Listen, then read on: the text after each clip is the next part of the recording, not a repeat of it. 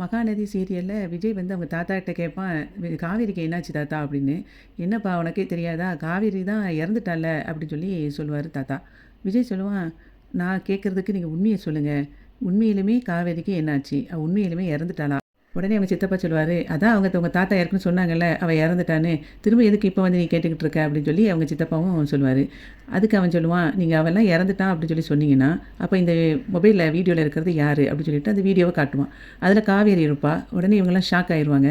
அதுக்கு வந்து விஜய் சொல்லுவான், நான் இது வந்து அம்முவோட ஸ்கூலில் வச்சு நான் எடுத்த வீடியோ, இது எங்களுக்கு தெரியாமையே ரெக்கார்ட் ஆகிருக்கு. அது அப்போது நீங்கள் காவேரி இறந்துட்டா அப்படின்னு சொல்லி சொன்னால் இது யார் அப்படின்னு சொல்லி அவன் கேட்பான். அதுக்கு அவங்க ஷாக் ஆகி அப்படியே பார்த்துட்டே இருப்பாங்க.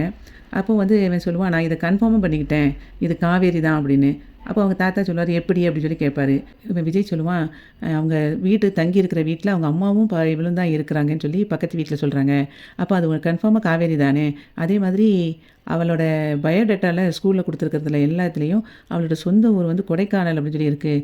அப்போ கன்ஃபார்மாக அவள் காவேரி தான் அப்படின்னு சொல்லிட்டு அவங்க தாத்தா கிட்ட அவன் சொல்லிக்கிட்டு இருப்பான். ஆள் தான் ஒன்று போல் இருப்பாங்க. நான் பேருமா காவேரின்னு இருக்கும், இது வந்து வேறு யாரும் இல்லை, அம்முவோட கிளாஸ் மிஸ் வேறு. நான் வந்து நேற்று பார்க்க போகணுன்னு நினச்சிட்டு இருந்தேன், ஆனால் அந்த நேரத்தில் அவள் வந்து வரலை அப்படின்னு சொல்லிட்டு விஜய் சொல்லுவான். அப்போ வந்து அவங்க சித்தி கேட்பா, அப்போ நீ அவளை நேரில் பார்த்தியா அப்படின்னு சொல்லி கேட்பான்.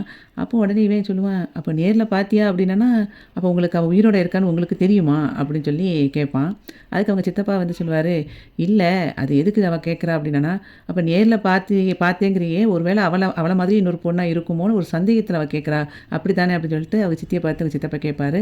ஆமாம் அப்படின்னு சொல்லிட்டு, அதுக்கு தான் கேட்டேன், நீ நேரில் பார்த்தேன்னு சொல்கிறியே, அவள் கன்ஃபார்மாக அவள் தானா அப்படின்னு கேட்குறதுக்காக தான் தம்பி அப்படி சொன்னேன் அப்படின்னு சொல்லிட்டு அவங்க சித்தி சொல்லிடுவா.